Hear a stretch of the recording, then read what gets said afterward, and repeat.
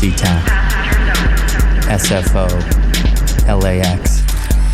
Lose an hour, gain an hour. I mean, I love waking up in the morning not knowing what's gonna happen or who I'm gonna meet, where I'm gonna wind up. Once you cross the ocean and cut yourself loose, looking for something more beautiful, something more exciting, and yes, I admit, something more dangerous. Next time, let's go first class, all right? Check-in for that flight doesn't begin for another 2 hours, sir. This is your life, and it's ending 1 minute at a time. Yo, welcome to another episode of Life on the Road with 60 East, powered by Platform Collection. We got Omega 1 on the boards today. THOP Fest edition. We got a special guest in the building by the name of Vel The Wonder. Vel, what's good? What's good, 60? Good to see you, man. How you been? I've been chilling. I've been working. Feel you. I see that. Yeah. See that. All right, so I met Vel, when was it, like 2014? 2014. Summer 2014 in San Diego? Or something like that. Were we like just somewhere else at that time? It was something like that. Vans Warped Tour. I think I was like on a couple of dates of the tour. You were, yeah. And we met there, kept up ever since. You're somebody though, like I always see you, always say what's up to each other, but we've never like sat down and had a real conversation. So I was like real eager for this interview because you're somebody that just like listening to your music and like watching the movement and everything that I just want to have a regular conversation with because I could tell like you're a super hip hop head. For sure, no doubt. So let's get into the start. Like I had heard, or I was listening to a couple of interviews you had did before, and this was never your dream to be a rapper, to do music. I mean, negative. Let's talk about it. What were your dreams, and how'd you end up getting into music? I say I've always been into music. Music has probably been like one of like the most things I can remember connecting to as a young kid. But I didn't even like get to sprout out onto my own taste in music until for sure after 6th grade. Prior to that, it had only been oldies and ranchero, like style music. So that was passed from my parents. And then when I got to 6th grade, I think I finally got to be able to like fuck with the radio, and I just turned to different dials, and I was like, oh shit, there's more music out here. So I got into it, but I never had dreams to be a musician. I did do choir in elementary school, and that's probably like my first like experience with music came. But other than that, I didn't even want to sing. Like my mom used to tell me like, go on American Idol so you could get me a house. I'm like, fuck no, I'll get like booed off the first try. Like didn't want to do that. I was really into hip hop, but I never even thought about like rap as a career, Yeah. I was just really into the elements. Graffiti. Yeah. Judging by, just watching the come up, I could tell, from it seems that was your introduction into the culture? Most definitely. I actually got introduced to that element in middle school. Dope. And it was cool. I actually got introduced to it through a homegirl of mine. So I had older primos, but none of them really got down like that. They were more into gangbanging and, that type of lifestyle. So everyone always assumes that I got put on by like an older sibling or somebody, but that wasn't the case. It was actually just one of my homegirls, and she, we were young. We were looking for some way to pass our time. She was like, yo, let's just get some names and write that shit everywhere. I'm like, okay. Is that where Vel came from? No, actually, Vel derives from a different name, which I had actually gotten to like sophomore year when I copped that name. So prior to that, I was probably writing some bullshit ass names, some 4-letter basic ass fucking graffiti names. I used to draw my own name. I used to draw my last name all the time, and just to fuck around. So the first person to put me on was my homegirl Jasmine, and then after that I actually got really inspired by another homegirl that was a year older than me. So I think I was in 7th grade, she was in 8th grade. She was the first person who ever showed me like a black book, and then she had mad stickers. I remember being amazed, like, yo, where the fuck did she get all these stickers? Like, it was just all these different writers, and we were in middle school in Baldwin Park, shout out to Holland Middle School. But I'd say my first experiences through graffiti were through females, and That's dope. I also taught myself how to paint too. I didn't let no dude teach me how to paint. I decided I was going to teach myself how to do everything. That's dope. Yeah. So you grew up in Baldwin Park, 626. Yes, I did. How was that? That was cool. I thought I had a pretty normal lifestyle until I got a little older, and I was like, yo, my family's crazy. This is not, I mean, I grew up in a 1-bedroom room with all 3 of my siblings and my 2 parents for a minute before we moved out into our own crib. And I thought that was also pretty normal. I thought food stamps were pretty normal, you know, for most people in my neighborhood were on that same type of tip. I'm very blessed to have the upcoming that I did, though. Like, even though we all lived in one room and I had a bunch of uncles and aunts living in the same house, I grew up with a lot of family, so that was a big part of my upbringing. So I definitely like had family around my whole life. That's dope. Like, my whole family is from the 626 Azusa area.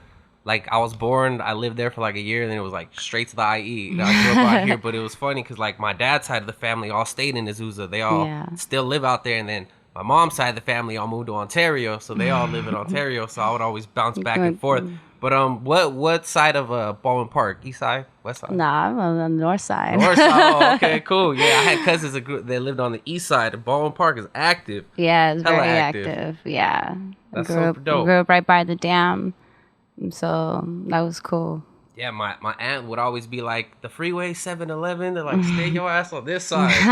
Yeah. It was a pretty big thing growing up, like, not to go over to the east side.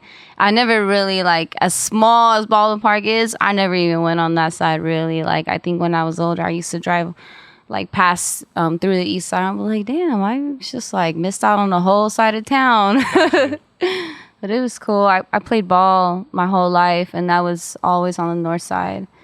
And so I fucking spend my whole time there.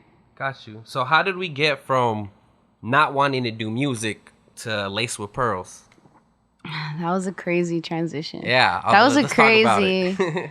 I think so basically it all stemmed off from me being really into the graph scene and kicking it with homies and just fucking getting drunk and smoking weed, and eventually I would just be around fools I knew how to freestyle. And this was like pretty young. I was like before I turned 18.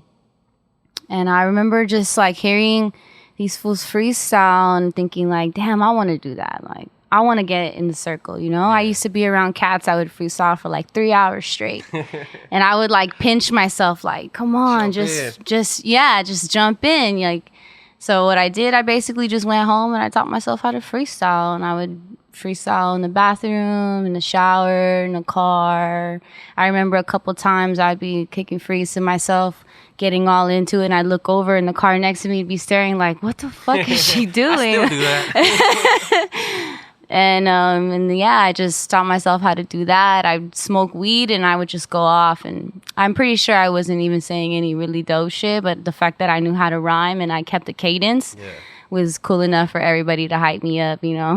Yeah. It was dope. I'd kick freeze with the homies, and that's basically what we would do. And it just kind of happened where I was really, at the moment, I wasn't even into like the Los Angeles independent hip hop scene.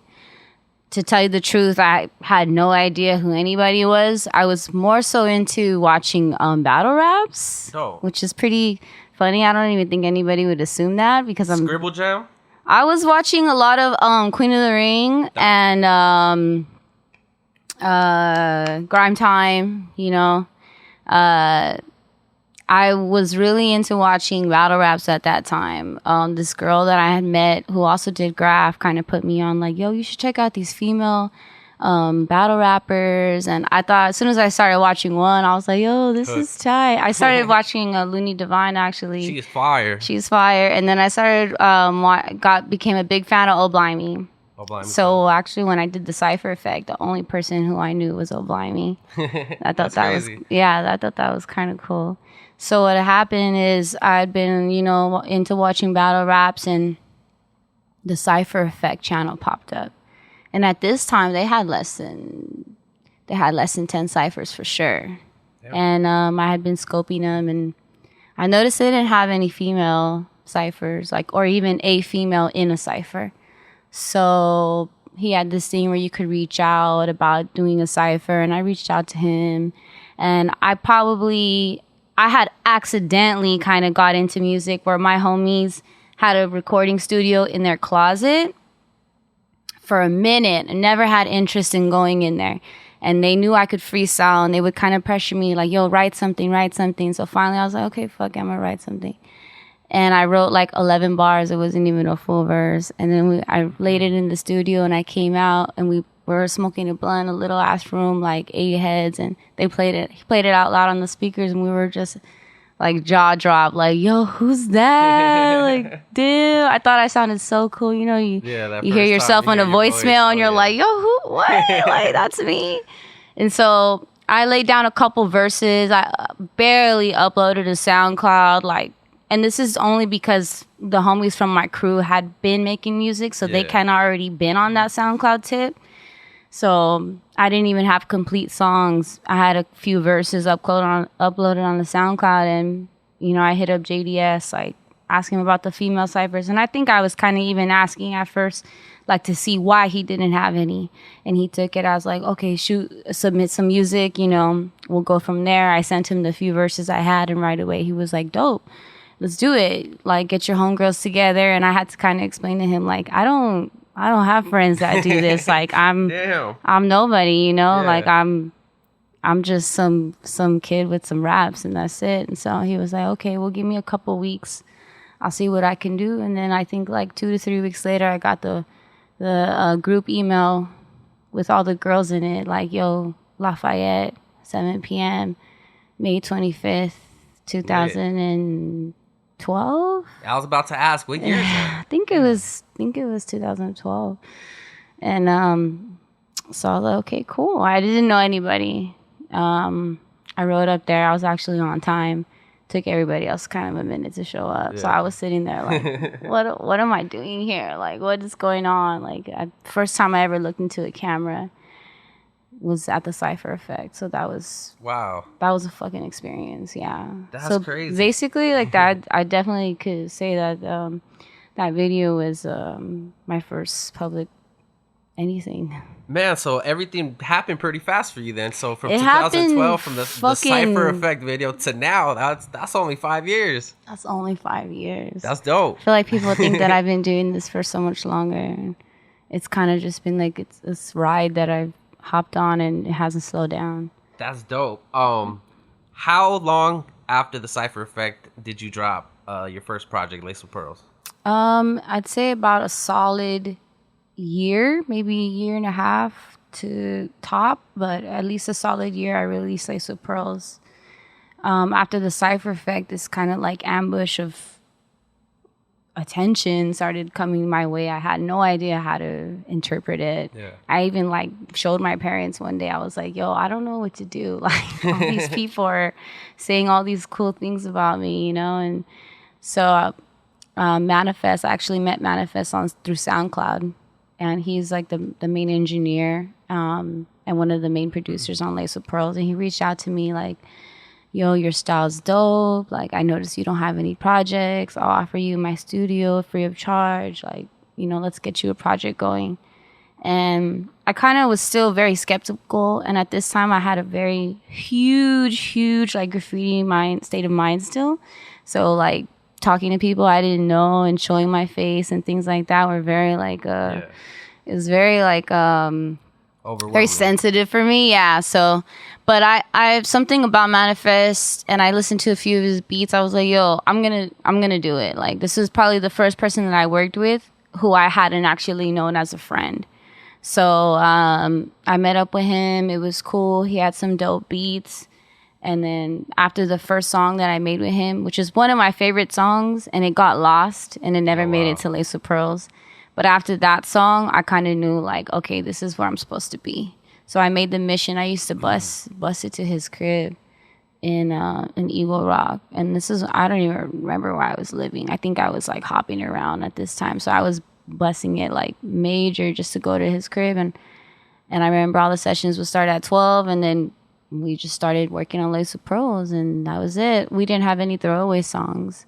We just started creating, and some of them I'd make them in the studio, and some of them he'd make the beat with me, and I'd start writing, I'd go home and finish writing, and then I'd come back and record it. And it'd take about like a year, maybe a little bit over a year and some change, and I made my debut project, Lace of Pearls. That is fire, and that, I mean, it still trips me out that all that happened in that little of time, and I'm getting to that because I've talked to a lot of people about the album, a lot of people that I would say have a good ear for music, hip hop in particular. A lot of people, not like people that are familiar with the circuit, but people from For sure. outside the country, the other side of the country, and Definitely. stuff like that. And one of my boys, Phil, he was actually the one that told me, he's like, dude, that project is a classic. And this guy's an asshole. He's like a masshole. He's from Massachusetts. He's a fucking dick.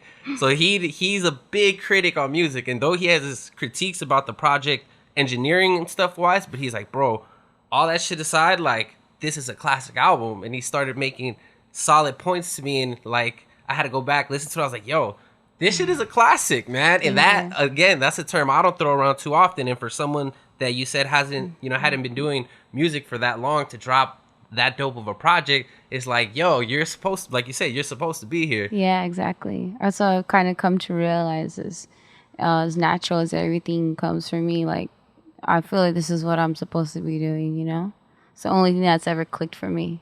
Got you. So let's talk from after Lace with Pearls, the next project was Melatonin. It was Melatonin. Let's talk about the transition from that to that. Yo, I'm an asshole for doing that. I mean, yeah, we'll say they're both different sides of the coin. You know, they're completely different projects. And I was listening to it when it dropped. I was actually in Dubai at the time. Dope. And I remember I was like, we couldn't sleep because that's sleep right. patterns You was all sent me messed that up. dope ass I sent you a video. tweet. Me and my daughter were like up like at 5-6 in the morning watching the sunset, and I had that the project playing, and I was like, that's the perfect setting and mood for that project, and it just fat perfect. And that's like a project I can play with my daughter in the whip, you know, and she just loves the melodies and all that. So let's talk about the transition from rapping to singing and just life in general. So basically, how Melatonin came about is I started touring. I had done like my first few tours with Locally Grown Collective, Reverie, Bobby, aka Severe. We were like the main acts. And we toured for about like 3 years together. And I met Fourth Beats. Shout out to Fourth Beats. He's the second half of Melatonin. And we kind of just like, we were on tour and one of our other homies was just fucking around. Like I would sing with them, but at this point I never really sang on a track. And like I mentioned earlier, singing was like my first introduction to music, and that's something that I did in middle school.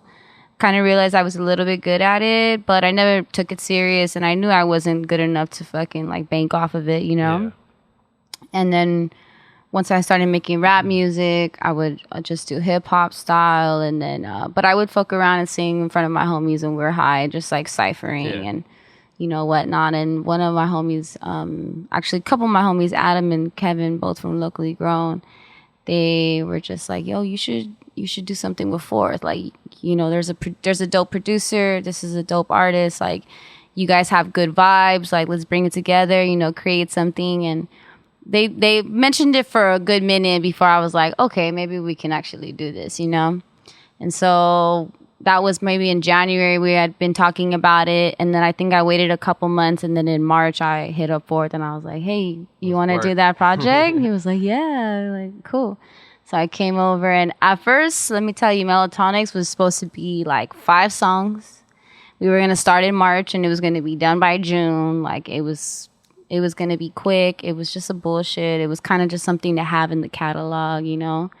But then once we started working on it, it was a fucking experience. Like, that shit was crazy. Like, I just come to realize, like, all the shit that I couldn't rap about, I could sing about. Yeah. And it was very opening experience for not only myself, but for Fourth Beats, too. And I just realized, like, you know, my experience with Manifest, although it was really awesome and I'm very grateful for it, it was a musical, it was a career move, you know? My experience with creating Melatonin with Fourth Beats was a personal one. and we just reached into some pretty deep like things that I couldn't even bring across into Lace with Pearls, and I managed to do so in Melatonics. And it was, I knew I was making the right moves since the first song that we made, you know? So that was cool. It was what we decided was going to be something quick and something not that important, ended up being one of the most important albums I probably could have made in my career. So. That's dope. That's a dope backstory. And what was the response to that? I know your audience, was probably expecting another Lace with Pearls, and you dropped this on them. What was it? A good, bad thing? So mixed? we dropped the album December 2nd, 2016. It was a very fresh album. It hasn't even been a year yet. And on December 1st, I called forth like, nah, we're not doing this no more. I'm not going to do this. I don't want to put it out. I hadn't even uploaded, like, we kind of released it super independent at first and just had, like, you couldn't even buy it anywhere. Yeah, you could only, we were like, I was trying to Spotify that shit walking around the Dubai Mall, and I was like, hell, what the fuck? Yeah, like, it was going to be even more exclusive of its exclusiveness, and I think we kind of always wanted to keep it like that. Melatonics is a very exclusive group. And I called them on December 1st. I'm like, nope, I don't think so. Like, what the fuck am I doing? Like, this is fucking dumb. Like, I can't go do Lace with Pearls and then drop this shit. Like, what is this? And he always knows that I doubt myself, and he's always right there to be like, girl, chill. Like, come on. This is us. Are we happy? Like, do you like listening to it? And I had just like finished, Loudon Beats was actually the engineer on that project. So we had just finished composing all the masters and put it in order. And I remember listening to it and like, I remember crying, I'm like, dope. Okay. If this can make me feel this way, it can make other people feel this way too, exactly. So I'm like, fuck it. We're going to do it. And then December 2nd came and we released Melatonics. And I can tell you that I've received 100% positive feedback on that album. Dope. And not only that, but I can tell you that I think that album actually has touched more people, and people will hold that album closer to them than they will Lace with Pearls or Joyride. And that's crazy to me. Yeah, it's definitely mood music. You can, if you're feeling this way, you can throw on this project. You feel this way, you can throw on this project. I had completely forgot what I was going to say about Melatonics on the next note. But, I had seen you tweet something. You had tweeted like, I could sing you tunes all night. But the thing that really feeds your soul is the wordplay, rhyming, the intricacy of words and stuff like that. Let's talk about that. First I gotta watch what I tweet. The tweets is watching. You definitely gotta be careful. Sometimes I feel a certain way. I'm like, let me tweet it. I'm like, wait, why was I feeling that way earlier? I love to sing. Singing is it's kind of like breathing to me. It's just something that my soul already knows how to do. Rhyming for me, that shit is fun. And it's more like mind and thought process and, being able to twist things different ways. And I think that's why I've always like been into hip hop for that reason, And as much as I love singing, and I think singing and people who sing in albums with singing in it feeds the heart. Hip hop feeds the mind, and I'm always like for the stimulants of that, especially in a genre of music that people think is getting watered down as the years go on. It's not, that's just what the main market is directed towards. But there's people like you and I who are still in it for the culture and for the love, and that's gonna be forever. That's super dope. I feel like Let's get in from Melatonics to Joyride. I feel like Joyride could be a mix of Lace with Pearls and Melatonics. Do you? Kind of. That's cool. That's Am I wrong? I never actually really thought about it as a Melatonics jump. But there is a lot of Melatonics and Lace with Pearls fed into that album in a way, you know what I mean? So actually, you're right. Yeah. But I've always seen it as kind of like there's songs, even if you kind of pay attention to the order in which I put certain songs, it has a lot to do with Lace of Pearls, you know? It has basically like my version of that 5 years later. I was seeing the breakdown, and I seen a couple of your fans, you know, breaking it down in comparison and stuff like that, and you explaining the album and stuff, and I was like, that's dope. Yeah. That's super dope. I love the concept of the album. The artwork, shout out to Encrypt. Shout out to Encrypt. The intro, outro, the whole, you know, how you carry the project, the track listing, everything. Thank you. Super dope. Thank you. And I love that you're an album artist. You're definitely an album artist. You don't to the death. Yeah, I haven't seen, you know, too many random singles pop out or EPs or stuff like that. It's like album, which is very good. People always want, you know, complete projects of work. You know, let's get into Joyride. I was really digging the second song stuck out to me because I remember you tweeting again. I watch tweets like a mother. I'm on Twitter a lot. You tweeted about Benefit, the rapper Benefit, and that, you know, he was a heavy influence on you early on. For sure. Okay, so the second joint of Joyride. Dang, you pay attention. The tweets is watching. You know what I mean? Okay, so the second song of Joyride is. Correct me if I'm wrong, but is it a sample of a song that Benefit had did, or the same sample? You're talking about Passenger. Yeah. You know what? I don't think it's a sample. I think or actually I don't think it was meant to be from a Benefit joint. Loudon made that one, and we kind of just made it like on the spot, like some noises. But that's crazy. Which joint are you referring to? I haven't listened to Benefit in years, but there was the song that I don't want to say the Tetris-y sound, like the game. Yeah, and then there's a Benefit song, and then when I heard this, I was like, "Is that the same shit? Is that?" And I wanted. I to know ask which about Benefit that. joint you're talking about. I'll play it to you after the interview, but it sounded like somewhat the same, and I was wondering, like, I know she likes them. That would make sense. That would be dope too. So I wanted to ask that. My personal favorite song off this album is "Woman in the Crowd." Thank you. Fire. Thank you. The hook. I was like rapping the hook in the car on the way here. I was like, I was rapping along with it. Do you care to talk about the influence and the inspiration behind that song? So that song, like most of the songs, kind of wrote itself. Loudon gave me the beat. When I write a song, I kind of don't even think about it at first. I just start writing what I feel would work. Yeah.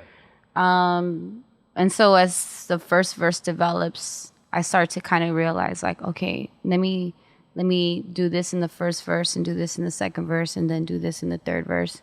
And then I ended up writing a song about myself in a way, but I wanted to make it relatable to where any woman can listen to it and hear it.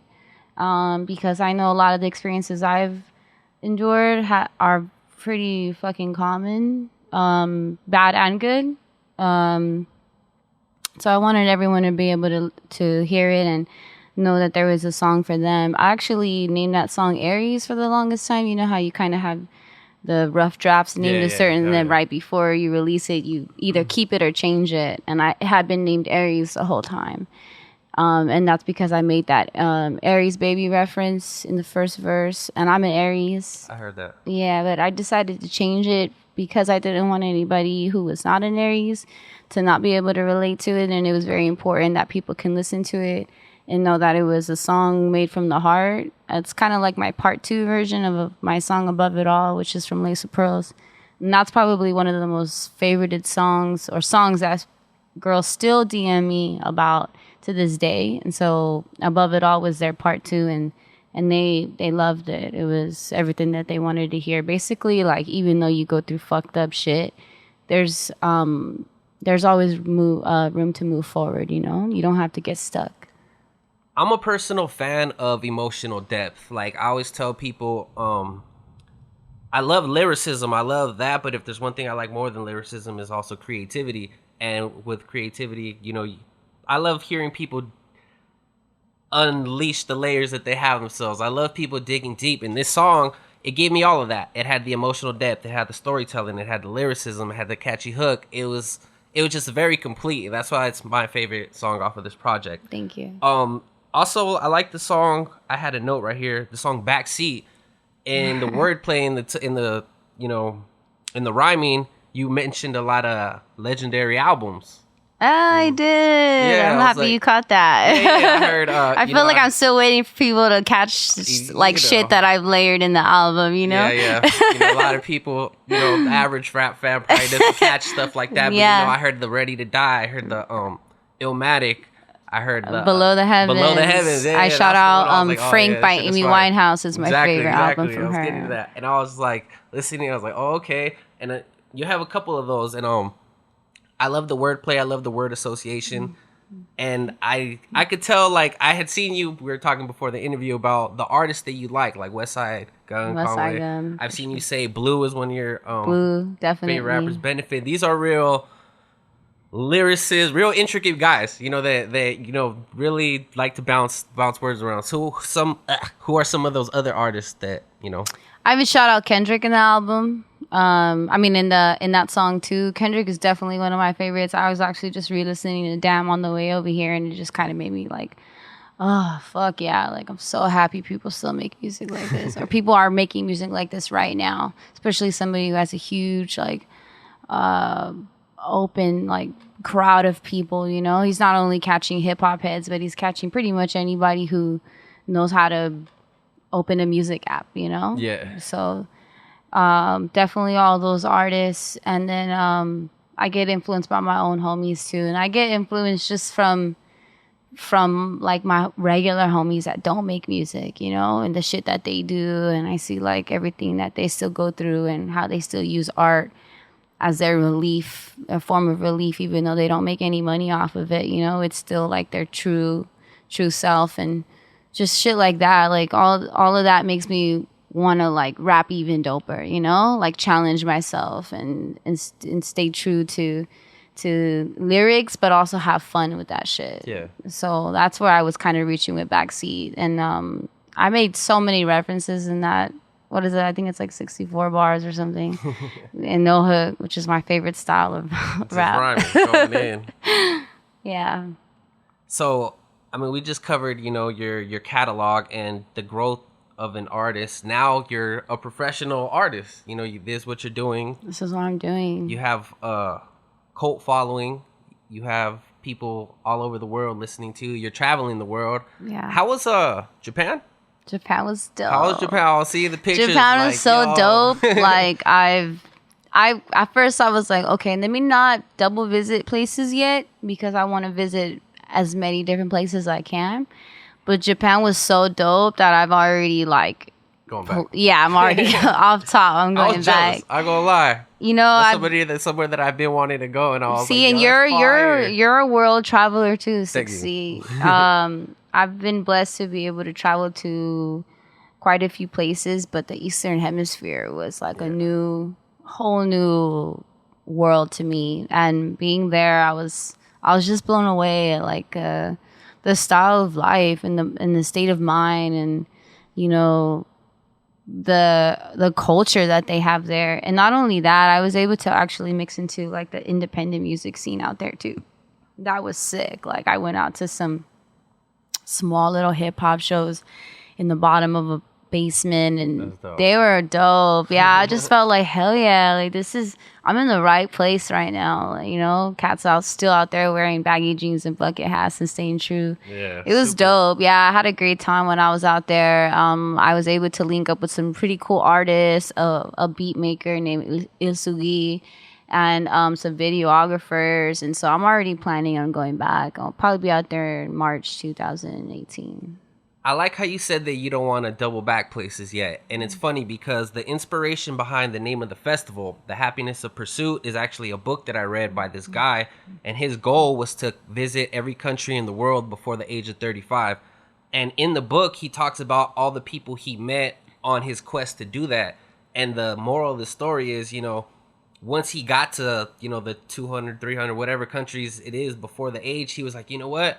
I feel accomplished, but it's not the accomplishment that fulfilled me. It's all the people that I met along the way and all the stories that I experienced. Yeah. So that's why I was like, that fucking stuck with me. You know what I mean? So I was like, this is going to be the name of the festival because I tour a lot, you know, Yeah. I get around a lot and I meet artists and videographers and different people in different places. And I was like, yo, I want to, you know, bring all these people instead of, you know, my goal being traveling to every country. My goal is going to be doing this festival and bringing all those people I met to here and introducing them to the local community and stuff like that. So that was like... Bring it back home for you. Yeah, exactly. So when you just said that, I was like, yo, it really clicked. And I think we have a lot in common, too, because I'm also an Aries, April 1st. And I wanted to ask you, because I've had this conversation with other Aries, but have you ever dated another Aries? And I'm gonna get into why. Oh, I think when I was like in 8th grade, I had my first boyfriend. He was born a couple of days after me. Gotcha. But obviously that didn't go anywhere. Okay, so my experience, and I'm asking because I want to ask if you had a similar experience, was, you know, at first it's lit as fuck because you guys are exactly alike. You guys, you know, like traveling, like doing new things like that. Very ambitious, very spontaneous, and it's kind of like feeding off that energy. But after like 3 months, it's kind of like, okay, well, we're both hard-headed ass Aries that want to do what we want to do. So after 3 months of like amazingness, it's kind of like, yeah, well, I'm going this way. Like, I want to do this. And you're like, oh, well, yeah, I'm, you know, trying to do this over here. And that was kind of my experience when dating another Aries like Aries. that. So I always ask Aries if that was like that experience too. I'm grateful to not have had that experience, but I do have other homegirls that are Aries, and everything is cool. We get along fine, but we don't spend every waking minute together. So Gotcha. maybe You guys got that's your why own, we're still you know? cool. Got you. So let's get into the fan questions segment of the show. B Loke via Instagram. Wants Shout know, out to her. You know B Loke? She's so cool. What advice can you give to your fans that are struggling right now with whatever is going on? I can tell you from a personal point to even whatever struggle it is that you're going through. I mean, it's going to sound super cheesy, but you woke up today, you know? Yeah. You fucking woke up today and you got to make the best of it. And I'm constantly pulling myself in and out of, you know, what I consider to be like a mental struggle for myself, and it's everything surrounding me. And sometimes I kind of let it get to me where I'm sitting in my room. It's like I have shit all over my bed. The lights are off. There's daylight outside. I have my shutters down. I'm like, yo, I cannot do this. This is not what I'm going to do today. Yeah. No, I'm not going to fucking do this. I've been here before. So I just, you know, I clean up my room, try to, like, when shit's clean, it makes me feel a little bit better, you know? Clean up my room, fucking take a shower, comb your hair, put your shoes on, and do something about it, whatever it is, whatever your struggle is. There's always room to do something about it. If you can't do something about it, you know, like, use, what I always use is music. Music is healing for me, whether I'm making it or whether I'm listening to it. That shit is my healing therapy. So I always relate back to music. So if you need it, that's what you need to do. That's what you need to do. You surround yourself with your favorite albums, and you fucking get through that day. And that's what I can say. Preach. Protect Your Vibes wants to know, what is your process when you write full-length songs? Do you flow with the beat, or is it more of a systematic process? Vel is a motherfucking genius. I love her. Hell yeah, I love you too. So it's different for me. I usually don't have a system.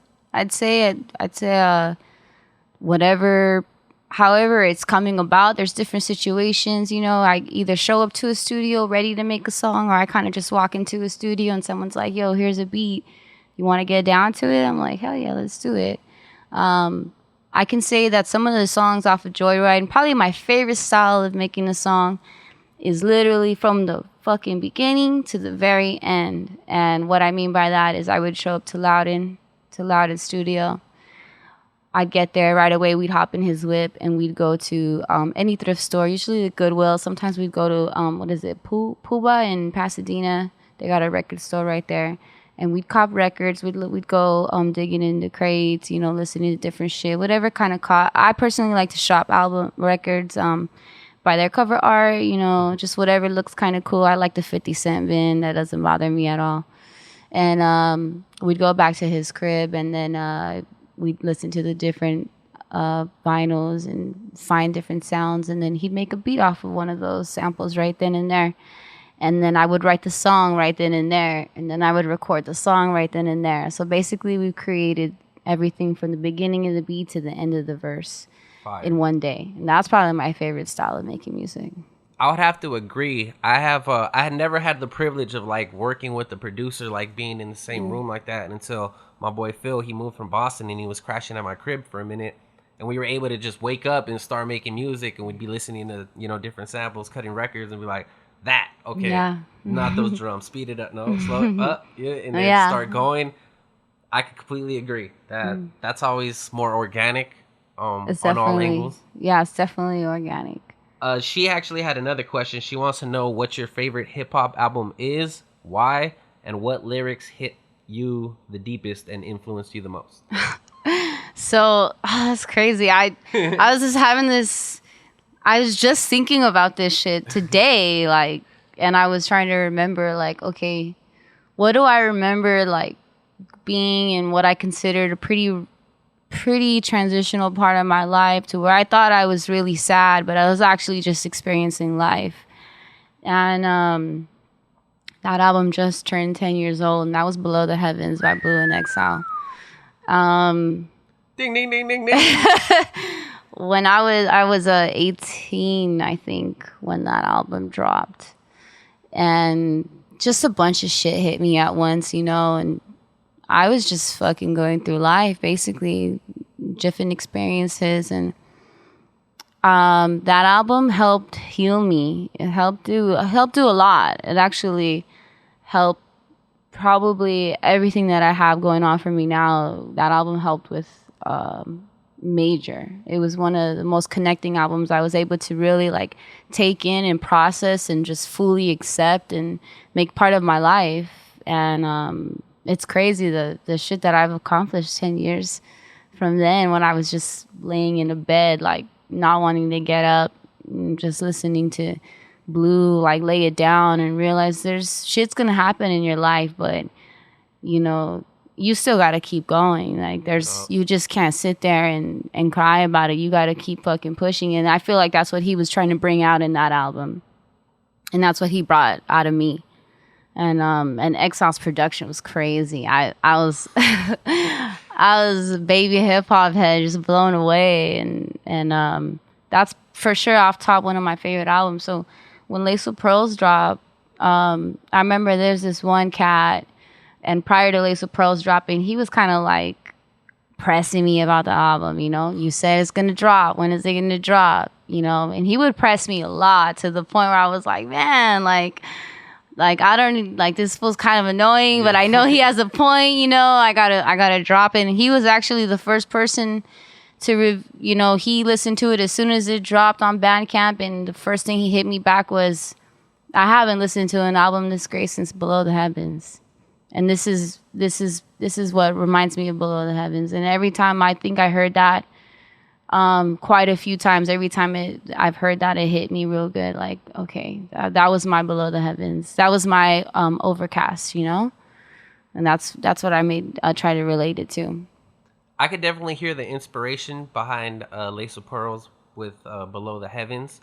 Real gritty, that just the come up story and stuff like that. Just everyday life. Exile, if you're listening, homie, get Vel on the track, bro. Blue, you too. No, dude, I know these guys pretty good. Well, I know Blue more than Exile, but I could definitely hear you guys on a joint. Yeah, I mean, I wouldn't knock it. As far as the lyrics go, I think Dancing in the Rain was... That's my favorite song. That was probably it for me. That was like... I mean, you can't get any more deep than that, That's life. That is fire. Shout out to Blue.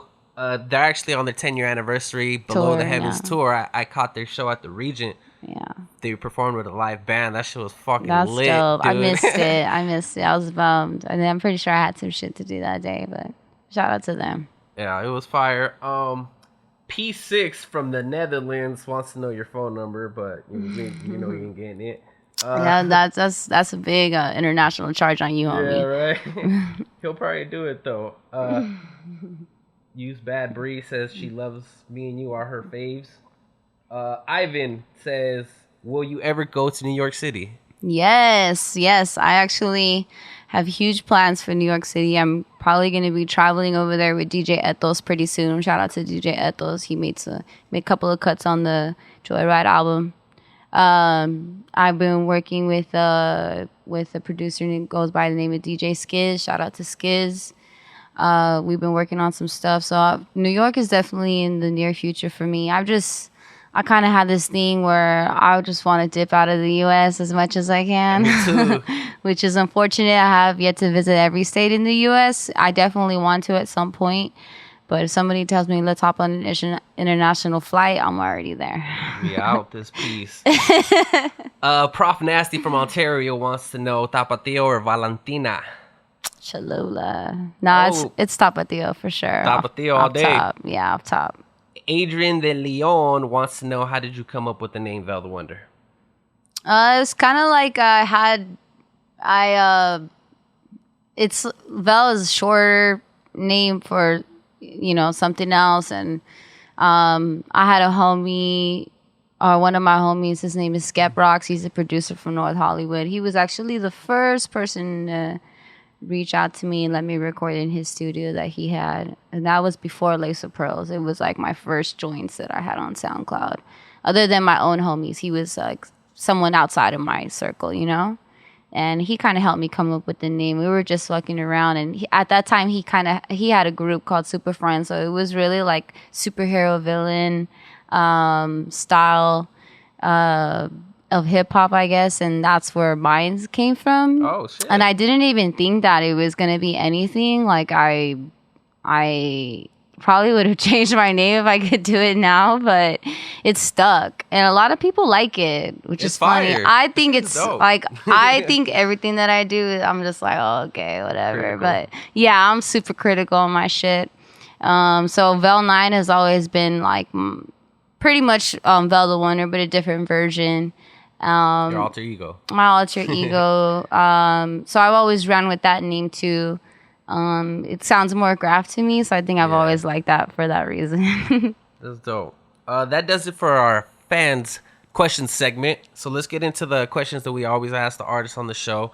Like I said, it's a lot of touring artists listen to the show, people that have never toured before, are planning their first, second tour, whatever, and want to know what to experience and what to expect and stuff like that. So I like asking people with experience to share their wisdom of the road with the people listening. So let's talk about your best show and your worst show, whichever you want to do first. And why. You mean like on the road or in anywhere, general? in general. My best show? I've had so many good ones. I just headlined a show at the Union. So that was my first time headlining the Union. I played the Union quite a few times. This is my first time headlining it. I'd like to say that was probably my best show, mainly because everybody was there. Everybody who was there knew all the words. I could put my mic down and it would be like they were doing the raps for me. That's dope. To me, that's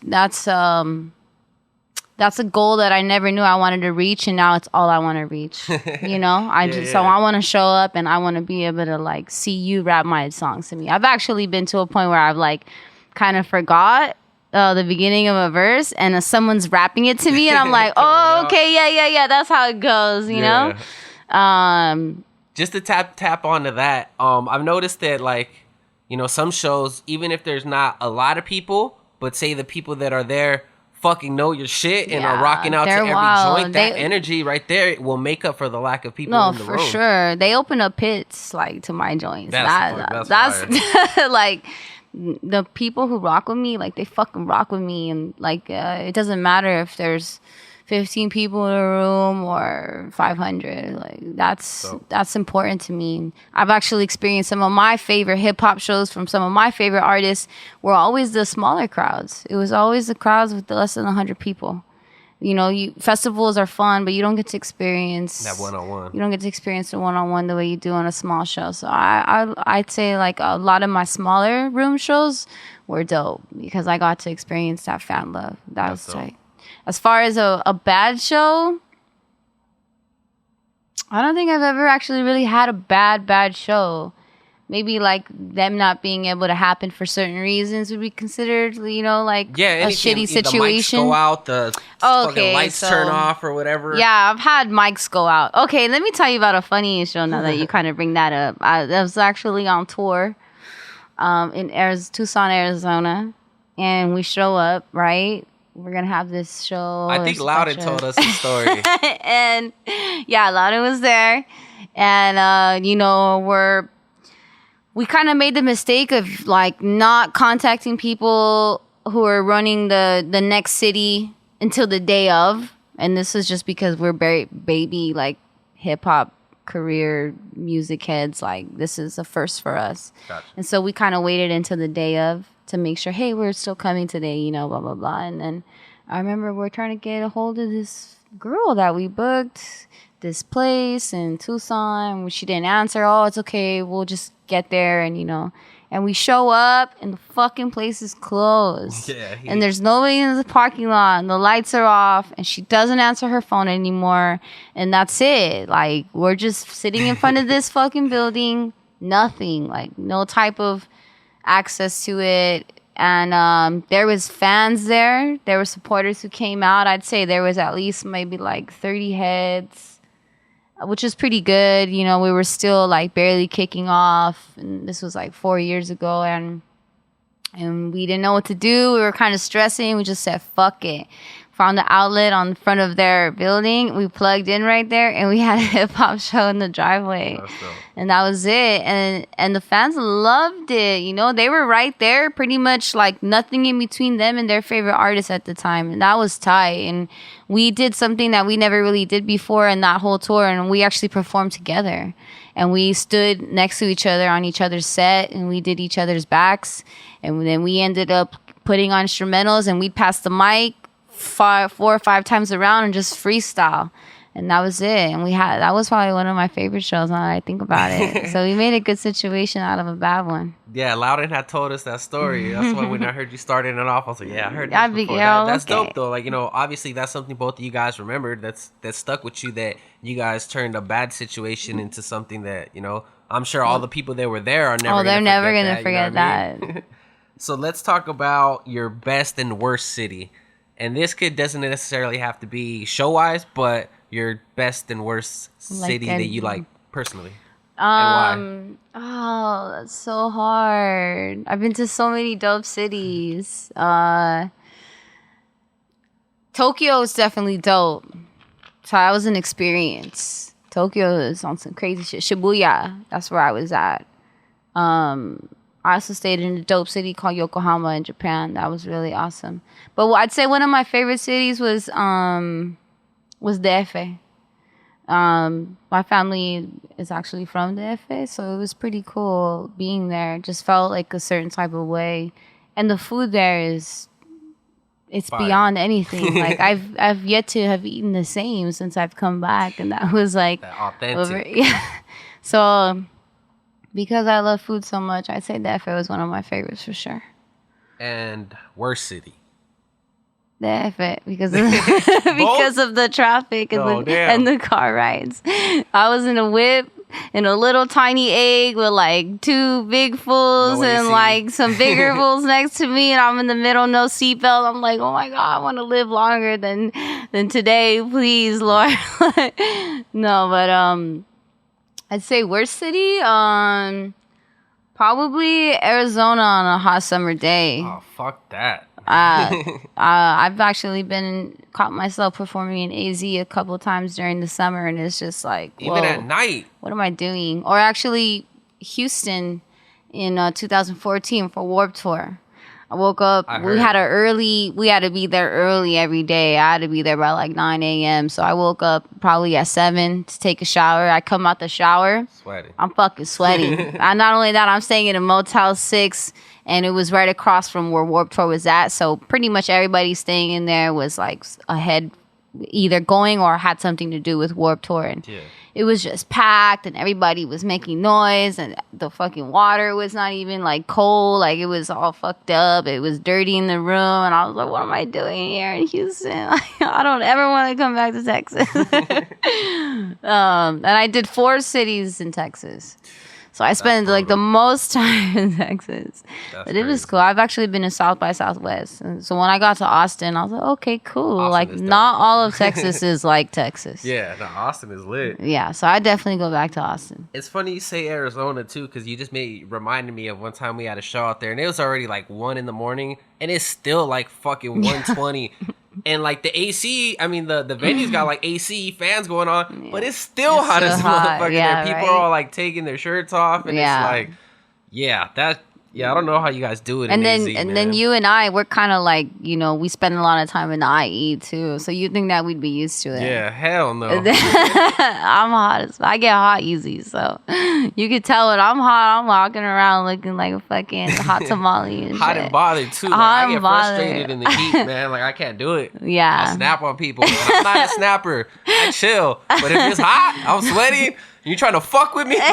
Yo, Yeah, don't fucking do it. don't talk to me unless you got icy in your hand. All right, so let's talk about the jankiest promoter move.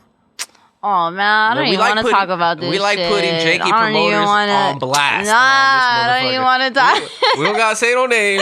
We don't gotta say the city. Man. We don't gotta say nothing. But what's like some fucking funny shit that people have tried to pull on you? And the reason I asked this question is because like I said, the people listening Yeah. might not know. So All we right, try so to, let we me try to tell them what let to me look reach. out Let for. me tell you how I've been telling little homegirls, little homies. When you do business with somebody, you write everything down. You write everything down and you pay attention. Don't make so big business moves if you ain't all the way in the room. You got to be all the way in the room, especially when somebody who's maybe been doing this a little bit longer than you is gonna try and pull some shit from under the rug. And I can tell you off top, when I was maybe about 5 years ago, somebody could have done me in, but now nobody's gonna do me in. Especially with my clout and my experience and the things I know I got going on for me. Like I'm in it to win it, and I'm not gonna let anybody try and come step on me. And I'm all for people. I'm all for like doing work, and not everything is about money for sure. It's never been all about money. But when you're taking my money, we're gonna get serious. Yeah. And so I've had some people try to fuck with me, try to raise numbers, try to just like change shit up last minute, try to do add-ons of like taxing me an extra so-and-so amount of money, try to do all this business work in the middle of a fucking festival. In the middle of me like doing something else, hit me with something I'm like, yo, if anything, like you can't do this. Like I smoke a lot of weed, yes, but I have a great fucking memory, and I have not only that, but I usually like do business through cash apps too. So there's paper trails, Yeah. and just stay on top of it. Like this is your career. This is your money. Like this is your bank account. This is your merchandise. This is your show. This is your name. So you gotta be 100% in the room when making any type of business decisions like that, and write everything down. And just when something's written, like nobody can go back on and say that's not what we talked about. Yeah, this is what we talked about. This is what we decided. Like it's not gonna change from here. And so. Yeah, I've had people try to do me, but I think they try to do it too because they think maybe have so much shit going on that I'm not going to catch, a little bit of a extra charge here and there. But this is all I do now. I spend 110% of my time doing this, so I know everything that goes on, especially when it comes to my money.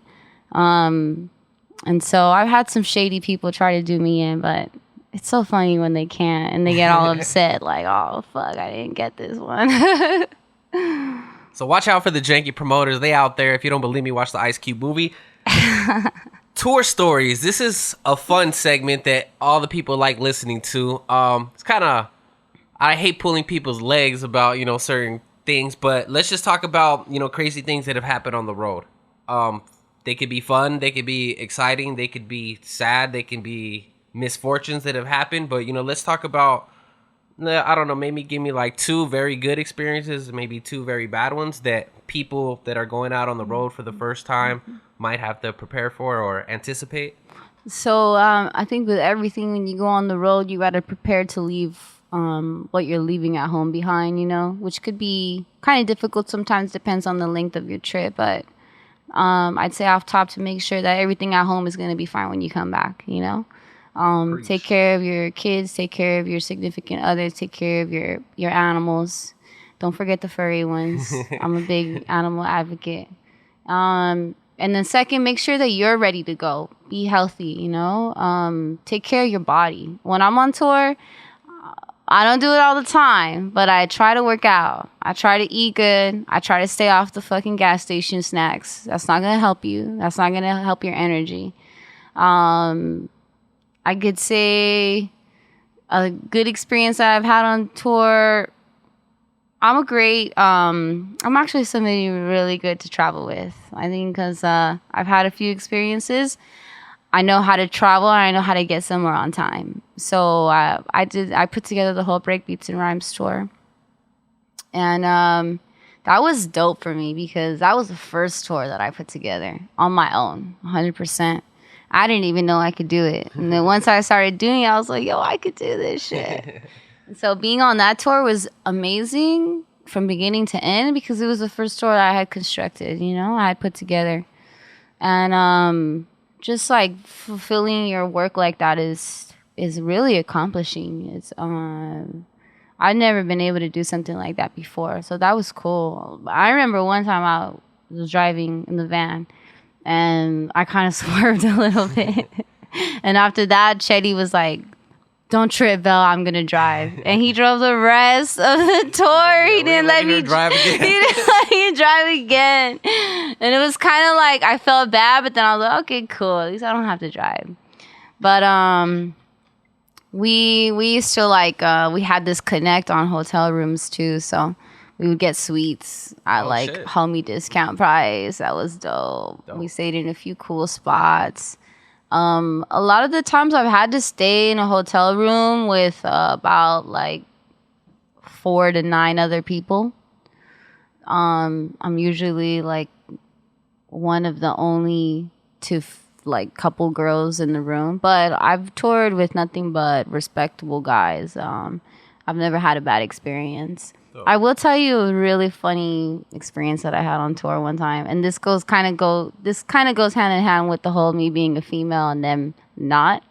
But one time we were in Denver, and it was, thank God it was on our day off, and you know, women go through cycles and whatnot, and I actually like had fucking, you know, I got my shit, and I was in a lot of pain that day. I was like dying. Like, I know women can relate. Like the first day of your cycle is very fucking painful, extremely painful. I don't even know if a male can handle it. And they read it on my face. You know, they knew that I was in pain. I could hardly walk. Like, I couldn't. Even smoking didn't do it for me. Yeah. And 2 of my homies, my homie Mikey and my homie Phil, shout out to them. They're actually 2 of my friends who I knew prior to this whole music career. And I was blessed enough for them to go on tour with me. And that's because they're also deeply rooted into breakbeats and rhymes. So we took 4 artists, and then we took them to help us along the way too. And though, like I said, these are my boys prior to music. So they have my back for anything. They're pretty much my brothers. And they knew I was in a lot of pain. So they were like, can we go to the store for you? Can we buy you anything? I'm like, okay, yeah. Can you please buy me this and this and this? So they got my supplies, right? But it was so funny when they came back. Like, you know, usually you take Midol, it's like a packet or a bottle, and you only take 2, and you only really need 2. You're not even supposed to take more than 2. And these fools come back and they have like 3 bottles of Midol. I'm like, yo, this is gonna last me a year. Like, why did you bring me all of this? And I just remember their faces, they were kind of shook. We're like, well, we didn't know what to bring you, so we just brought you everything. And I thought it was so funny. And there was like 9 of us, and we had shared a conjoined room. And that day, they all left my room, and they let me be in the room, and I took a bath, and I like took those pills, and I just chilled out, and they were all in the next room. I could hear them fucking around. I just remember thinking like, hell yeah, like these fools came through for me, you know, like they try to take care of me, and I appreciate that. That was dope. That was a cool experience. That's cool. As a dude that's been sent to the store to pick up feminine products, like don't blame us. You know, we don't know what the fuck this does. They or that came does. back with every option under the book, I was yo. just like, I'll walk through the aisle, just like, dump each little shit into the basket. And then I'm not gonna lie too. If you don't know what you're looking for, it gets confusing. Yeah, I know. Even me as a female, I've been going through this since I was like 11 years old. I still get kind of stuck in the aisle, like, wait, where? Like, what am I doing? What's going on right here? Like, everything kind of looks the same at a glance. That's hilarious. I'm glad that you touched on that because I've interviewed females before, but we never touched on that. That is experience, which is like definitely an experience, especially if you're touring for longer than a month. It's gonna happen, you know. And I'm usually like, as soon as I know my shit's coming, I can kind of tell. I'll pop 2 models just to get ready, you know, and I can avoid that hardship of being in pain. But if like that instance, I didn't have anything and I felt that pain, my brothers felt my pain with me and they tried to bring me back to life, and they did. After that, I felt good. So that was cool. That was a funny experience. That's hilarious. Any more you care to share with us? Not as funny as that one. That one takes the cake. All right. Okay, so we're about to wrap up the show. Let's just say you just got off of the stage. I'm a 13-year-old kid. Walk up to you, Vel. You're my hero. You're my inspiration. I want to do this music stuff for a living. Do you have any advice for me? Oh, this is always like a hard part for me. I always like try to figure out what I'm gonna say. This is something that has been asked to me before, and I just look into this kid's eyes like, dude, I don't know what to tell you. I'm like the one story out of a million that this just accidentally fucking happened to, and I don't want to tell you it's gonna accidentally happen for you too. Like, the only thing I can say is to stay consistent, stay persistent, and work with whatever you've got. Like, no matter what it is, if it's your homie's got a microphone in his closet, or the first verses I recorded off too were all hanging off of one of my homie's lamps. We threw a mic over and it was just in the middle of the room, like whatever you can do. And then there's people that tell me, well, I don't got friends that make music. I don't have studio access like that. Okay, well then do what I did and I go get a fucking $25 microphone from Best Buy, plug it into your laptop and just start recording yourself. Nobody can hold you back than you, because you have all the resources at your hand. Even when you don't think you have the resources at your hand, you make them possible. You can start off with things that are not as expensive, but if your quality is there, people are going to recognize that, and just keep pushing. I'd say that was probably like what I would tell them. Thank you for coming to the show. Thank you for being on the festival. Thank you for being you, making great music, being a great artist for these people to not only listen to, but just watch, watch the work ethic, watch the work, I love everything about the branding, from the gear to the music. You could tell that you care about every little thing that comes out with your name on it. Yeah, and definitely. that, you're very selective, and I appreciate that. A lot of people just will fucking release whatever, you know what I mean? Yeah. And we as fans and people supporting the music and the movement can tell, and we can tell on the flip side when someone's taking every little second to work on every little detail of their project. Yeah. So thank you again. No doubt. Looking forward to your performance. Make sure to check out Vel's music at velthewonder.com. velthewonder.com. I have all my music on every major platform: Spotify, Apple Music, Tidal, iTunes, and the website, so you can find everything at. Yep, follow her at Vel The Wonder. Shout out to Omega for letting us use the Chop Shop for this session. It's going to be lit. If you guys are in Southern California this Saturday, catch us at the Happiness of Pursuit Music Festival at 1528 West Hope Boulevard. And we out this. Peace. Shout out to you, 60. Thank you. Thanks.